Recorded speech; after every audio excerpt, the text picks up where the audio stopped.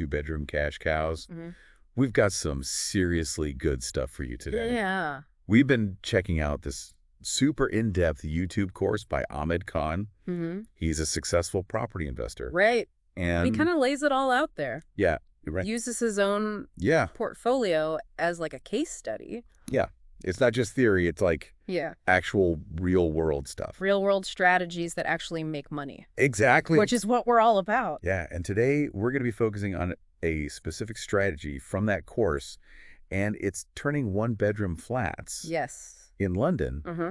into those two-bedroom havens, right? It's all about adding value, you know? Yeah, it's not just about adding a room. Yeah. It's about, Yeah. increasing the value, boosting your rental income, Exactly. and setting yourself up for success. So, It's like adding extra icing to an already delicious cake. okay, I like where this analogy is going. But before we start frosting, we need the right cake, right? Absolutely. Khan really emphasizes finding the perfect property. Yeah, it all starts with the property. As the foundation of this whole strategy. He has a very specific type of property in mind, too. Okay, what is that? Ex-council flats Okay, in certain developments. ex-council flats. Why? So not council estates, there's a difference. Okay, But in the London property market, ex-council flats often have a bit of a sweet spot. okay. They tend to be priced lower than comparable private flats in the same area, Uh-huh. but the rental difference isn't as big. Oh, interesting. Okay. So that means higher yields for you. Okay, so it's all about that bang for your buck. Exactly.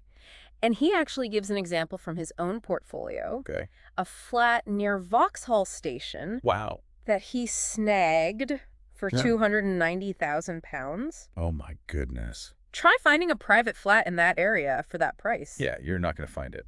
It's practically unheard of. Okay, I'm seeing the appeal. But even with a great deal, location still matters. Location, location, location. Yeah, we don't want just any old ex-council flat Absolutely. in the middle of nowhere. It's like with any property investment, location is key. Okay. He recommends sticking to areas with good transport links, Right. decent schools, Uh-huh. low crime rates. Makes sense. You want those desirable factors to attract good tenants and command higher rents. Right. You want to make a place where people want to live. Exactly.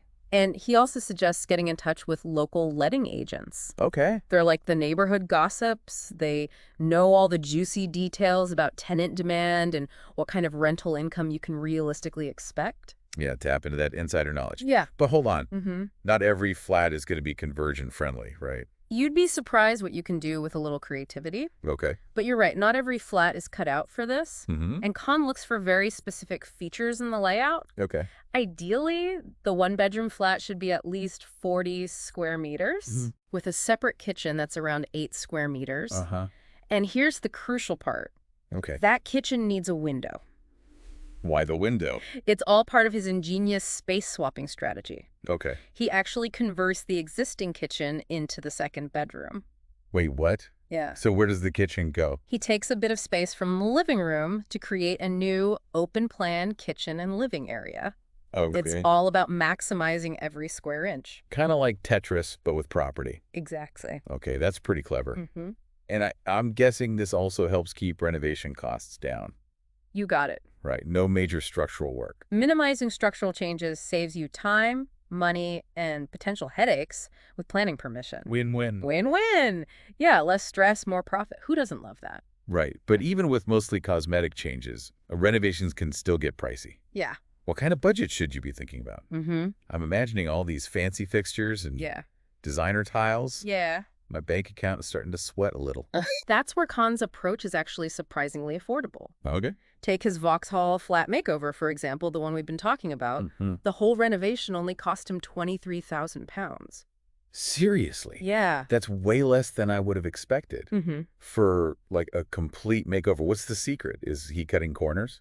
Not at all. The key is focusing on high impact but cost-effective upgrades. Okay. So think new kitchen, a sparkling new bathroom, Uh-huh. fresh flooring, Okay. a coat of paint, Mm-hmm. and maybe some rewiring and plumbing updates. Okay. You're not knocking down walls or rebuilding from scratch. So it's more about strategic sprucing than a complete overhaul. Exactly. Okay.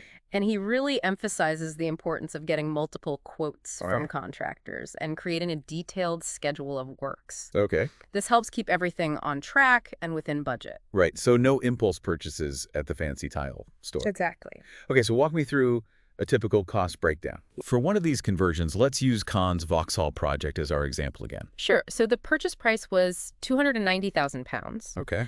The refurbishment came in at that surprisingly low £23,000. Ah, Then you have to factor in other costs like taxes, financing, and legal fees, which in this case totaled about £40,000. okay. That brings the total cost of the project to around £353,000. Okay, so that's the initial investment. Yes. What about the return? Here's where it gets really interesting. Okay.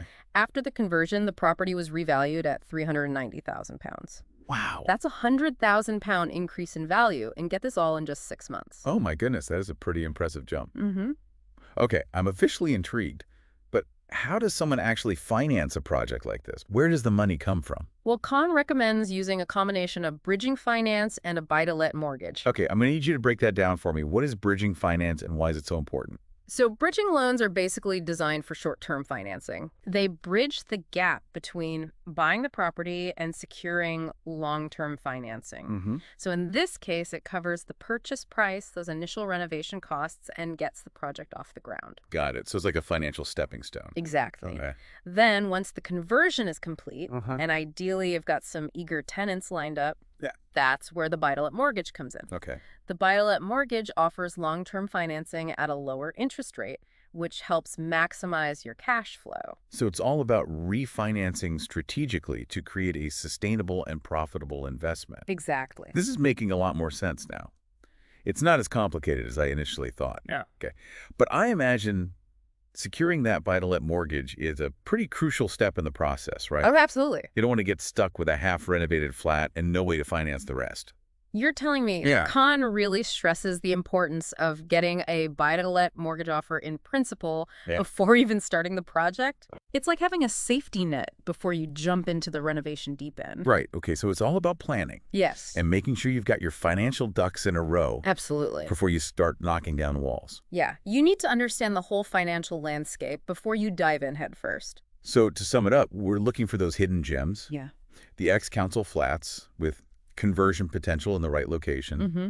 Then it's about a strategic makeover, focusing on those high-impact upgrades without breaking the bank. Yes. And, of course, making sure our financing is solid Every step of the way. every step of the way. Okay. That's the essence of his approach. But finding the right property is just the first piece of the puzzle. Right. It's time to put on our detective hats and start hunting. Okay. Challenge accepted. Yeah. But where do we even begin? Are we talking about scrolling through endless property listings and hoping for the best? Not quite. Khan has a system, and it all starts with a trusty tool that you're probably already familiar with. Right. Rightmove. Rightmove. Yeah. Right. I thought that was just for browsing pretty pictures of kitchens and daydreaming about my future mansion. Right. Is there some secret section for property investors that I've been missing? Not a secret section exactly, but Khan uses Rightmove in a very specific way to find those diamond-in-the-rough properties that most people wouldn't even give a second glance. Okay. It's all about reading between the lines and spotting those telltale signs of conversion potential. Okay. I'm all ears. Spill the beans. What are we looking for on Rightmove? What are those hidden clues that scream conversion friendly?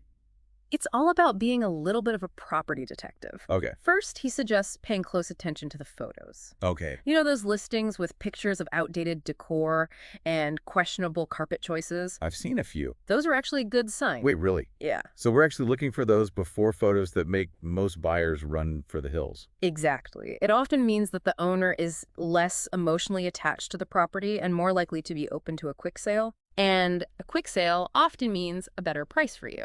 Interesting. So we're actually looking for those properties that need a little bit of love. Exactly. Yeah. Then you want to scrutinize the floor plan. Uh-huh. Remember those magic numbers. Yeah. A separate kitchen of at least 8 square meters and a living room of 15 plus square meters are what we're after. Right. It all comes back to that clever kitchen swap. We need enough space in the living room to create that new open plan kitchen, and the existing kitchen needs to be big enough to comfortably transform into a second bedroom. Right. It's all about maximizing the space you have. This is feeling more and more like a property puzzle, Mm-hmm. but hopefully a very profitable one. Absolutely. Now, the description can also offer some valuable clues. For Yeah, example, correct. if it says cash buyers only, that might be a red flag worth investigating. Why is that a red flag? Wouldn't a cash buyer be ideal for a seller? It could signal that there are underlying issues that might make traditional financing tricky. Okay. Maybe there's a short lease structural problems or something else that spooks lenders. Gotcha. So it's a cue to dig a little deeper before getting too excited. Exactly. And speaking of leases, if the lease length isn't mentioned in the description, that's one of the first questions you should ask the estate agent when you call. Makes sense. Short leases can be a real deal breaker when it comes to financing and resale value. Absolutely.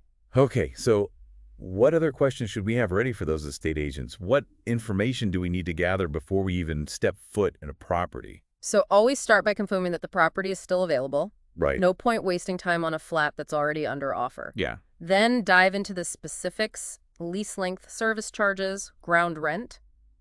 Those details are essential for your calculations later on.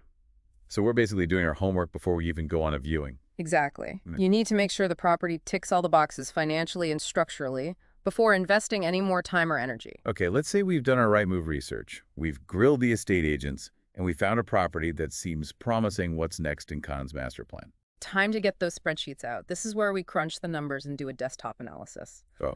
We use estimated costs for the refurbishment financing and all those other associated expenses. So we're basically running a feasibility study to see if the project makes financial sense on paper. Precisely. It's like a test drive before you commit to buying the car. But we haven't even seen the property in person yet. Yeah. How can we accurately estimate the costs at this stage? That's where experience and market knowledge come in. Yeah. Khan has developed a system for estimating these costs based on his previous projects and industry benchmarks. And remember, these are just preliminary figures. You'll refine them later once you've actually viewed the property and gotten more detailed quotes. Okay, so it's about making some educated guesses to get a ballpark figure and see if it's even worth moving forward. Exactly. And what are we aiming for with these numbers? What makes a deal good in Khan's eyes? He's looking for deals that will yield a significant return on investment, of course. But it's not just about the profit margin. He also considers things like the time frame of the project, the level of risk involved, and his overall investment strategy. Right, it's about finding those sweet spots that balance short-term gains with long-term wealth building. Exactly. Okay, so if our desktop analysis checks out Mm-hmm. and the numbers look promising, then it's time for the moment of truth. Yes. The actual property viewing. Exactly. This is where your online research meets reality. Okay, I'm feeling pumped and ready to tackle this renovation, but Yeah. hold on, before I go full demolition mode, Right? let's talk strategy. Yes. We're not just swinging hammers randomly, right? No, we're not. Khan has a system for maximizing impact, but keeping those costs down. Absolutely. It's all about that strategic refurbishment we talked about. Right, Remember, we're aiming for high impact without breaking the bank. right. So where do we start? What are those key areas that Khan focuses on? Well, the kitchen and bathroom are always top priorities. Okay. They're the heart of any home and can really make or break a rental property. He suggests going for modern, durable fixtures and fittings that will appeal to a wide range of tenants. Okay, so stylish but practical. Got it. No gold-plated faucets or diamond-encrusted countertops. Exactly. We want to strike that balance between aesthetics and affordability. Right. Remember, the goal is to maximize a return on investment, so every pound counts. Makes sense. So new kitchen, new bathroom. What else is on Khan's renovation hit list? Flooring is another big one. Okay. Replacing tired carpets or worn-out tiles with fresh modern flooring can instantly elevate the look and feel of the entire property. Okay, so we're talking new flooring throughout. What kind of flooring does Khan usually go for? He tends to favor laminate flooring in the living areas and bedrooms. Okay. It's durable, easy to clean, and relatively inexpensive, which ticks all our boxes. Smart choice. And what about the walls? Are we stuck with that questionable wallpaper we saw in the before pictures? Definitely not fresh paint is a must. Okay. He recommends sticking with neutral colors that appeal to a broad range of tastes and create a sense of spaciousness. Right. No neon green feature walls or psychedelic patterns. We're going for clean and classic. Exactly. And don't underestimate the power of good lighting. Oh, yeah. Well-placed lighting can completely transform a space, making it feel brighter, more welcoming, and ultimately more appealing to tenants. Good point. It's amazing how something as simple as lighting can make such a big difference. Okay, so we've covered the aesthetics, but what about the essential stuff? The plumbing, the electrics, all the things that make a flat actually livable. Yeah, Khan always recommends getting those checked by qualified professionals. Uh-huh. It's worth investing in any necessary upgrades or repairs to ensure the property is safe, functional, and meets all the required standards. Right. Safety first. We don't want any leaky pipes or dodgy wiring ruining our conversion dreams. Absolutely. It's about creating a property that is both attractive and hassle-free for your future tenants. Okay, so we've meticulously planned our renovations, we've chosen our fixtures and fittings, and we're ready to bring in the professionals. Any advice on managing those contractors? Because let's be honest, renovation horror stories are a dime a dozen. Khan is all about clear communication and detailed contracts. Right. He outlines the scope of the work, the timelines, and the payment terms in writing to avoid any misunderstandings or disputes down the line. Okay, so we're talking proper contracts, not just a handshake agreement and a hope for the best. Exactly. It protects both you and the contractor and ensures everyone is on the same page from the start. Right. He also recommends regular site visits to monitor progress, address any issues promptly, and maintain a good working relationship with the team. Right. It's about being proactive and involved throughout the entire renovation process. Exactly. And remember, communication is key. If something isn't right, don't be afraid to speak up and address it early on. Yeah, It's much easier to fix problems before they become major headaches. solid advice. Okay. I'm feeling like I could actually tackle one of these conversions myself now. But before I get ahead of myself, let's talk about the end game. Okay. We've transformed our one-bedroom flat into a two-bedroom beauty arame. What happens next? It's time to refinance. Yes. Remember that buy-to-let mortgage offer we secured in principle? Uh-huh. Now's the time to make it official. Right, we're swapping that short-term, high-interest bridging loan for a long-term, more favorable mortgage. Exactly. And since the property is now valued at a higher price, thanks to our brilliant conversion skills, Yes. we can potentially unlock a good chunk of equity. Okay, so we're paying off that bridging loan, securing a better mortgage, and maybe even having some cash left over to reinvest in our next project. This is starting to sound like a pretty fantastic wealth-building strategy. It can be, and don't forget about the long-term appreciation. Property values tend to increase over time, especially in desirable areas. So we're not just generating rental income, we're also building long-term wealth through property ownership. Precisely, that's the beauty of his strategy. It's not just about making a quick buck. It's about creating a sustainable and profitable portfolio that can generate passive income and secure your financial future. I have to say, I'm officially sold on this property conversion game. Yeah.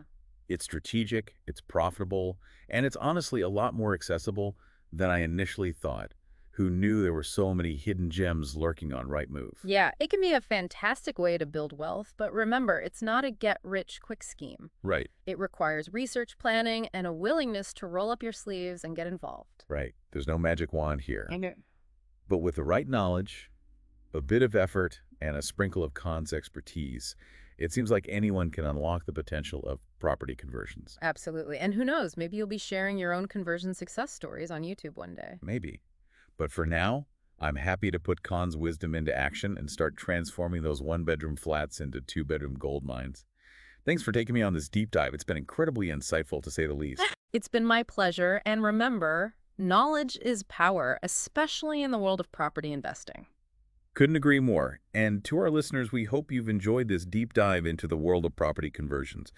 Remember, this is just the beginning. There's a wealth of information out there, and with a bit of research and careful planning, you can unlock your own property potential happy converting.